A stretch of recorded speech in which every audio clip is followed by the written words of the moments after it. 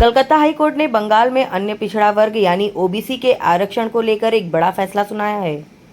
बुधवार को कोर्ट ने अपने फैसले में 2010 में कई वर्गों को दिए गए इस आरक्षण को रद्द कर दिया है।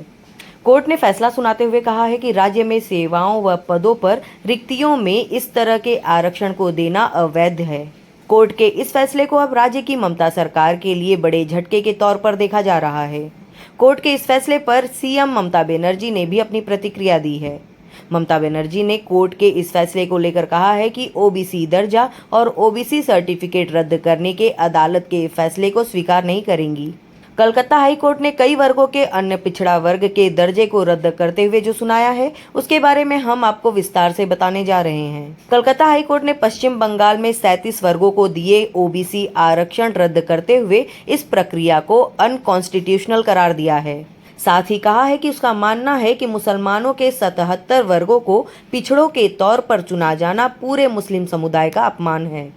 पीठ ने कहा है कि अदालत का मन इस संदेह से मुक्त नहीं है कि राजनीतिक लाभ के लिए उक्त समुदाय यानी कि मुस्लिम को वस्तु के रूप में समझा गया।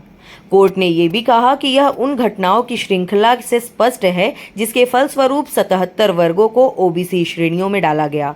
फैसले में कोर्ट ने यह भी कहा कि यह अदालत इस संदेह को अनदेखा नहीं कर सकती कि उक्त समुदाय को राजनीतिक उद्देश्यों के लिए एक साधन माना गया। कोर्ट ने पश्चिम बंगाल पिछड़ा वर्ग, अनुसूचित जाति और जनजाति के अलावा सेवाओं और पदों में रिक्तियों का आरक्षण कानून 2012 के तहत ओबीसी के तौर पर आरक्षण का लाभ प्राप्त करने वाले 37 वर्गों को संबंधित सूची से हटा दिया है।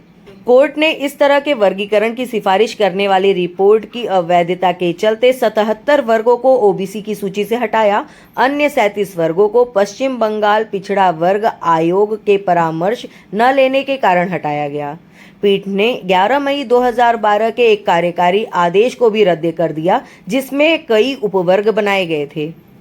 पीठ ने कहा कि आरक्षण के प्रतिशत में 10% वृद्धि वर्ष 2010 के बाद वर्गों को शामिल करने के कारण हुई है।